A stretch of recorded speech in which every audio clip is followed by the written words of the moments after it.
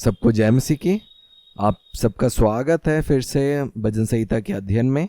पिछली कक्षा में हम लोग भजन संहिता का अध्ययन हमने शुरू किया था और हमने सीखा था कि कैसे जो पुस्तक स्वयं जो है वो 5 भाग में जो है अपने आप को विभाजित करती है, जिनकी तुलना जो है हम लोग जो 5 पुस्तकें बाइबल की हैं, जो पहली पुस्तकें हैं, उनके साथ हम लोग समानता देख सकते हैं।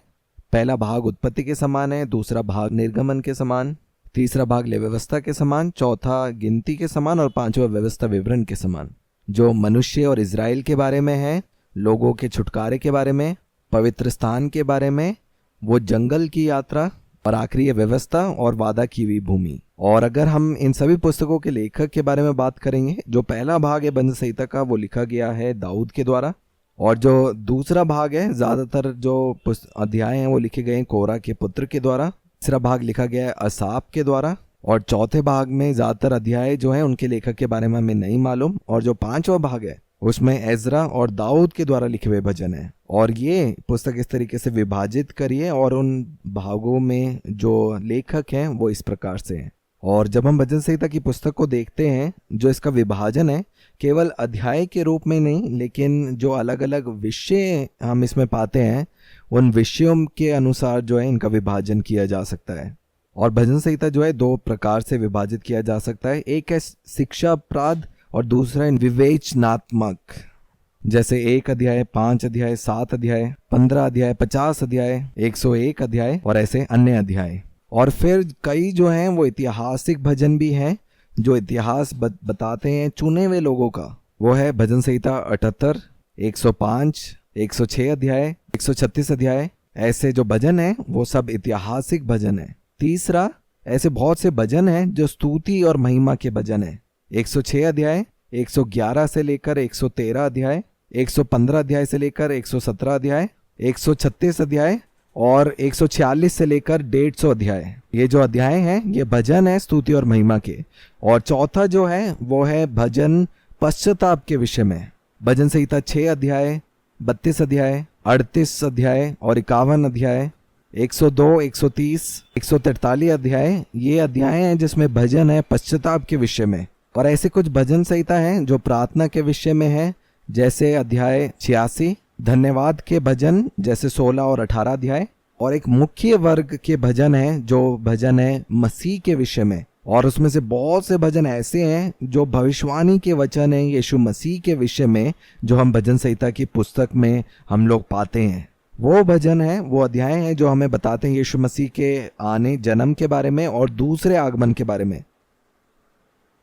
और जितने भी मसीह भजन संहिता हैं उसमें हम पाते हैं यीशु मसीह के जन्म के विषय में और उनके दूसरे आगमन के बारे में, और यहाँ तक कि जो सताव और क्रूस जो यीशु मसीह सहने वाले थे और कैसे वो उसके बाद महिमा में स्वर्ग में उठा लिए गए, उन सब के विषय में हम इन भजनों में पाते हैं। यीशु मसीह के नाम को हम स्पष्ट रूप में वहाँ पे वर्णन नहीं पाते, लेकिन यीशु मसीह के हृदय को और उनके कार्य को जो उन्होंने रहकर करे, उन बातों को हम पाते हैं। और बहुत सी जो यीशु मसीह की प्रार्थनाएं थी वो लिखी गई हैं इन मसीह भजन में।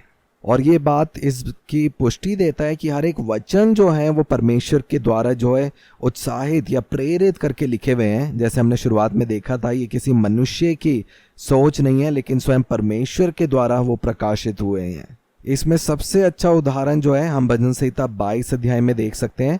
22 अध्याय 1 वचन में इस प्रकार से लिखा है, हे मेरे परमेश्वर, हे मेरे परमेश्वर, तूने मुझे क्यों छोड़ दिया?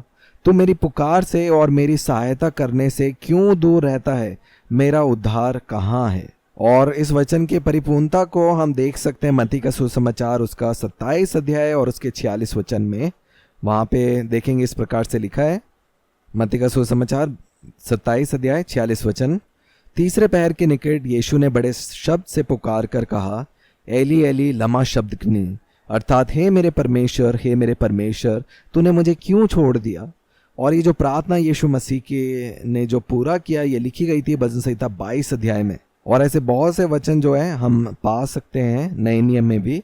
और ये जो वचन है इसके लिए आप पूरा ये 27 अध्याय जो है आप पढ़ सकते हैं। तो आप बेहतर रीति से आप समझ पाएंगे कि उस समय में जब यीशु मसीह क्रूस पे थे क्या हुआ और क्यों यीशु मसीह ने इस बात को कहा, हे मेरे परमेश्वर तूने मुझे क्यों छोड़ दिया। और जितने भी मसीह वचन हैं उसमें हम पाते हैं कि यीशु मसीह जो है वो परमेश्वर के पुत्र हैं, मनुष्य के पुत्र हैं और वो दाऊद के संतान हैं। आप लोग समझ रहे हैं? भजन संहिता जो मसीह के विषय में लिखे हैं वो इस बात को प्रकट करता है कि यीशु मसीह परमेश्वर, मनुष्य और दाऊद के पुत्र हैं। और आइए हम कुछ वचन को पढ़ेंगे इन बातों की पुष्टि करने के लिए। सबसे पहले हम पढ़ेंगे भजन संहिता 2 अध्याय 6 और 7 वचन, जहाँ पे हम देखते हैं यीशु मसीह जो है वो परमेश्वर के पुत्र हैं। और 2 अध्याय 7 वचन में अगर पढ़ेंगे वहाँ पे इस प्रकार से लिखा है, मैं उस वचन का प्रचार करूंगा जो यहोवा ने मुझसे कहा, तू मेरा पुत्र है, आज तू मुझसे उत्पन्न हुआ है। इसलिए जो यीशु मसीह जो है वो परमेश्वर के पुत्र हैं। और दूसरा हम देखेंगे यीशु मसीह जो है वो मनुष्य के पुत्र के समान थे। 8 अध्याय 5 और 6 वचन में हम देखते हैं इस प्रकार से लिखा है, क्योंकि तूने उसको परमेश्वर से थोड़ा ही कम बनाया है और महिमा और प्रताप का मुकुट उसके सर पर रखा है। तूने उसे अपने हाथों के कार्यों पर प्रभुता दी है, तूने उसके पांव तले सब कुछ कर दिया है। तो यीशु मसीह केवल परमेश्वर के पुत्र नहीं, लेकिन वो एक मनुष्य के पुत्र के समान भी थे। और जब वो मनुष्य के पुत्र के समान थे, वो दाऊद के पुत्र थे। उसके बारे में हम पढ़ सकते हैं भजन संहिता 89 अध्याय 3 और 4 वचन। वहां पे इस प्रकार से लिखा है, तूने कहा, मैंने अपने चुने हुए से वाचा बांधी है, मैंने अपने दास दाऊद से शपथ खाई है, मैं तेरे वंश को सदा स्थिर रखूंगा और तेरी राजगद्दी को पीढ़ी से पीढ़ी तक बनाए रखूंगा। और 27 वचन में हम इस प्रकार से पाते हैं, इसी अध्याय के लिखा है, फिर मैं उसको अपना पहलौठा और पृथ्वी के राजाओं पर प्रधान ठहराऊंगा।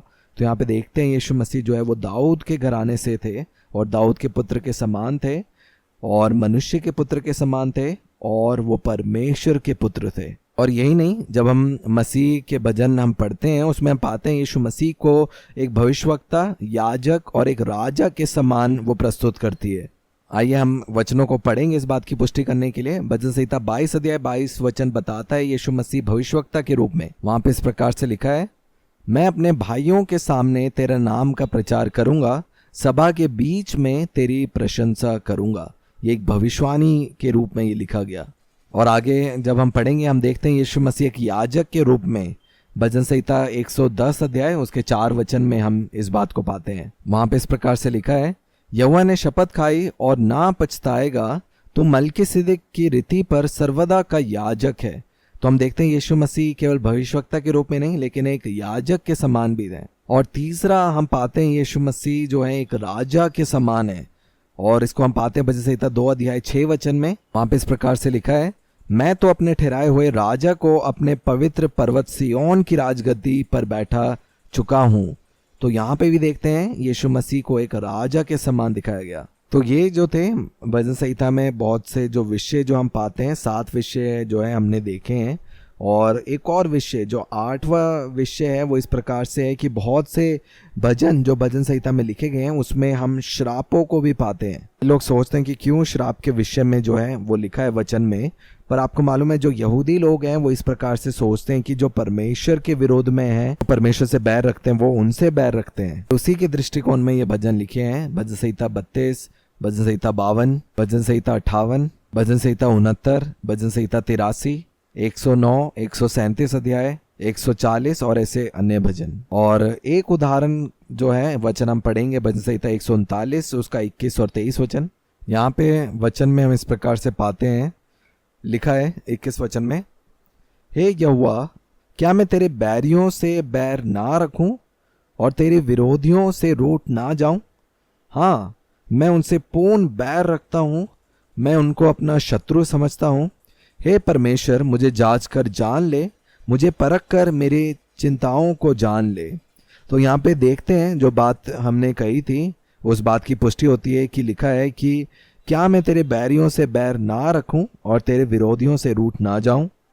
क्योंकि जो लोग परमेश्वर से बैर रखते थे, यहूदी लोग जो हैं उन लोगों से भी बैर रखते थे। और इसीलिए ये जो विषय या एक और विभाजन हमने किया था वो ये था कि भजन में जो है हम श्राप वाले वचन हम पाते हैं, क्योंकि जो परमेश्वर से बैर रखते हैं यहूदी लोग उन लोगों से बैर रखते हैं। एक और बात आप जो याद कर सकते हैं वो ये है कि बाइबल का सबसे बड़ा जो अध्याय है वो हम भजन संहिता में पाते हैं और सबसे छोटा अध्याय भी हम भजन संहिता में पाते हैं। जैसे आपको मालूम है भजन संहिता 119 है सबसे बड़ा अध्याय और 117 सबसे छोटा अध्याय। 119 अध्याय में 176 वचन है और 117 अध्याय में केवल 2 वचन है। और जो अध्याय 119 है उसमें लिखे गए हर एक वचन जो है वो परमेश्वर के हृदय को दिखाते हैं, और उसमें हर एक वचनों में जो है परमेश्वर के वचन के विषय में लिखा है, जिसमें व्यवस्था है, वो नियम है, वो आज्ञाएं हैं, वो गवाहियां हैं, वो वादे हैं और ऐसे अन्य बातों को हम उस अध्याय में देखते हैं।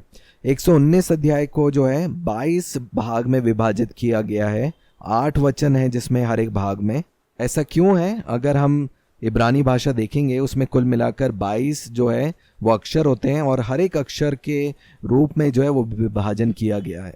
119 के सबसे प्रसिद्ध वचनों में से जो कुछ वचन है वो है भजन संहिता 119 उसका 11 वचन। वहां पे इस प्रकार से लिखा है, मैंने तेरे वचनों को अपने हृदय में रख छोड़ा है कि तेरे विरुद्ध पाप ना करूं। और 33 वचन में इस प्रकार से लिखा है, हे यहोवा मुझे अपनी विधियों का मार्ग दिखा दे, तब मैं उसे अंत तक पकड़े रहूंगा। क्योंकि अगर परमेश्वर हमें सिखाएंगे हम उसे अंत तक पकड़े रहेंगे। 105 वचन में इस प्रकार लिखा है, तेरा वचन मेरे पाँव के लिए दीपक और मेरे मार्ग के लिए उजियाला है। 99 वचन को देखेंगे, वहां पे इस प्रकार से लिखा है, मैं अपने सब शिक्षकों से भी अधिक समझ रखता हूं क्योंकि मेरा ध्यान तेरी चितौनियों पर लगा है। एक और बात जो हम देख सकते हैं कि नए नियम में जो पुराने नियम के वचनों का वर्णन किया गया है, कुल मिलाकर जो है 283 वचन जो है वो नए नियम में हम पाते हैं पुराने नियम में से, और उसमें से जो 116 वचन है वो हम देखते हैं वो वचन लिए गए हैं भजन संहिता से। 283 पूरे पुराने नियम से और केवल 116 जो वचन है वो भजन संहिता से ही है। ये बात हमें दिखाती है भजन संहिता पुस्तक की महत्वपूर्णता के विषय में। भजन संहिता को जो है हम लोग पाते हैं वो यहूदियों की गीत की पुस्तक है, भजन की पुस्तक है। इसे अंग्रेजी में हिम बुक भी कहा जाता है, लेकिन असलियत में ये हिम बुक है। ये परमेश्वर के विषय में लिखी हुई पुस्तक है। और अब जब हम भजन संहिता के अध्ययन के समाप्ति में एक चीज़ को हम पाते हैं कि भजन संहिता जो है हमें उत्साहित करती है उन अनुभव को देखकर जो लोगों के जीवन में आए, और उसे अपने जीवन में भी हम जो है उन परिस्थितियों में हम उत्साहित करता हुआ देख सकते हैं। अभी जो है हम हर एक वचन या अध्याय में हम लोग जो है अध्ययन नहीं करेंगे क्योंकि वो जो है ज़्यादा समय जो है वो लेगा, क्योंकि 150 अध्याय हैं। अगर हर एक अध्याय का अध्ययन हम करेंगे तो काफ़ी समय उसमें लगेगा। लेकिन मेरा विश्वास है कि आपने ये जो सामान्य परिचय था और इसकी जो रूपरेखा थी पुस्तक की वो आपने समझी। और इससे पहले हम समाप्त करेंगे, एक और बात मैं आपको याद दिलाता हूँ कि जो भजन संहिता है इसमें जो अध्याय हैं वो परमेश्वर के चरित्र को दिखाते हैं। एक बात जो हम भजन संहिता से सीख सकते हैं वो ये है कि वो परमेश्वर के चरित्र को दिखाती है कि परमेश्वर जो है वो दयावंत है, वो प्रेमी और कृपालु है, वो विश्वास योग्य है, धीरजवंत है और अनुग्रहकारी परमेश्वर है। एक वचन को मैं आपके सामने पढ़ना चाहता हूँ, भजन संहिता 103 अध्याय 8 वचन में, जो परमेश्वर के चरित्र को आपके सामने रखने में मदद करेगा। 103 अध्याय 8 वचन में लिखा है, यह दयालु और अनुग्रहकारी, विलम्ब से कोप करने वाला और अति करुणा में है। 13 वचन में लिखा है, जैसे पिता अपने बालकों पर दया करता है वैसे ही यहोवा अपने डरवैयों पर दया करता है। तो परमेश्वर की दया, कृपा और ऐसे परमेश्वर के जो अन्य चरित्र के बारे में है उन बातों को हम भजन संहिता में पाते हैं। दूसरा, भजन संहिता जो है परमेश्वर के राज्य के नियमों के बारे में जो है वो प्रगटीकरण हमें करता है। आप उसे पढ़ सकते हैं भजन संहिता 2 अध्याय में, भजन संहिता 96 से लेकर 99 अध्याय तक, 110 अध्याय और ऐसे अन्य अध्याय। तीसरा, हम देखते हैं भजन संहिता जो है वो मसीह को प्रकट करते हैं, क्योंकि परमेश्वर के राज्य में उनका जो राजा जो अभिषिक्त किया गया है वो भी जरूरी है। इसलिए जो राज्य है और जो राजा है उन दोनों के बारे में हम भजन संहिता में पाते हैं। और भजन संहिता जो है वो असली आराधना का जो है वो दिखाता है। एक जो है सभा के साथ आराधना है और एक व्यक्तिगत निजी जो है वो आराधना और स्तुति है। अगर हम वचन में से देखें, भजन संहिता 9 अध्याय उसका 1 और 2 वचन, वहाँ पे इस प्रकार से लिखा है, हे यहोवा परमेश्वर, मैं अपने पूर्ण मन से तेरा धन्यवाद करूंगा, मैं तेरे सब आश्चर्य कर्मों का वर्णन करूंगा, मैं तेरे कारण आनंदित और प्रफुल्लित होऊंगा। हे परम प्रधान, मैं तेरे नाम का भजन गाऊंगा। तो यहाँ पे हर एक वचन में आप वो शब्द देख सकते जो है मैं, जो दिखाता है उस निजी आराधना को, व्यक्तिगत आराधना को। और जब हम देखते 26 अध्याय 12 वचन में लिखा है, मेरा पाँव चौरस स्थान में स्थिर है, सभाओं में मैं यहोवा को धन्य कहा करूंगा। तो यहाँ पे सभाओं के बीच में जो है वो स्तुति आराधना के बारे में लिखा है। तो एक व्यक्तिगत आराधना है और एक सभा के बीच में आराधना। तो भजन संहिता जो है असली आराधना को प्रकट करती है व्यक्तिगत और सभा में। और पांचवा, भजन संहिता में हम जो है मनुष्य के अनुभव को, व्यक्तिगत अनुभव को, स्तुति को, आराधना को और महिमा के विषय में जो है हम पाते हैं। और अंत में मैं आप सबको उत्साहित करना चाहता हूँ कि हम परमेश्वर को और नज़दीकी से हम लोग जान सकते हैं, अनुभव कर सकते हैं भजन संहिता में लिखे हर एक उन भजनों के द्वारा जो हम मेरे और आपके लिए लिखे गए हैं। जिस बात की हम पुष्टि कर सकते हैं यिर्मयाह की पुस्तक 9 अध्याय 23 और उसके 24 वचन में। वहाँ पे इस प्रकार से लिखा है, यहोवा यो कहता है, बुद्धिमान अपनी बुद्धि पर घमंड ना करे, ना वीर अपनी वीरता पर, ना धनी अपने धन पर घमंड करे, परंतु जो घमंड करे वह इसी बात पर घमंड करे कि वह मुझे जानता और समझता है कि मैं ही वह यहोवा हूँ जो पृथ्वी पर करुणा, न्याय और सहीपन के काम करता है, क्योंकि मैं इन्हीं बातों से प्रसन्न रहता हूँ। तो भजन संहिता के द्वारा हम परमेश्वर को और बेहतर रीति से हम लोग समझ सकते हैं, परमेश्वर पिता को जो है और अच्छे रीति से हम लोग जान सकते हैं, जैसा कि वचन में लिखा गया है। और जैसे हमने पढ़ा कि परमेश्वर पिता आनंदित होते हैं इस बात में जब हम उन्हें संपूर्ण तरीके से जानते हैं, अपनी बुद्धि पर घमंड करके नहीं, अपनी वीरता पे घमंड करके नहीं, वो धनी व्यक्ति के रूप में घमंड नहीं, लेकिन हम सबको बुलाया गया है परमेश्वर को व्यक्तिगत रूप से जानने के लिए। आइए हम और अधिक परमेश्वर के चरित्र को जानें, उनके प्रेम को, उनके अनुग्रह को, उनके न्याय के विषय में हम और अधिक जानें। और इन बातों में वचन में लिखा है कि परमेश्वर जो है वो आनंदित होते हैं। और जब हम भजन संहिता का अध्ययन करेंगे हमें परमेश्वर के चरित्र के बारे में और अधिक सीखने के लिए मिलेगा। और मैं यही आशा करता हूँ कि भजन संहिता का अध्ययन जब आप करते हैं, ये अध्ययन आपकी मदद करेगा और अधिक व्यक्तिगत रिश्ते में मजबूत होने के लिए। और हम सब मिलकर हम धन्यवाद कर सकते हैं भजन संहिता की पुस्तक के लिए, जो मदद करती है परमेश्वर को समझने के लिए और स्तुति करने के लिए, क्योंकि एक पुस्तक है सभा के से परमेश्वर के लिए। धन्यवाद आप सबका सुनने के लिए। परमेश्वर पिता जो है आप सभी को आशीष दे।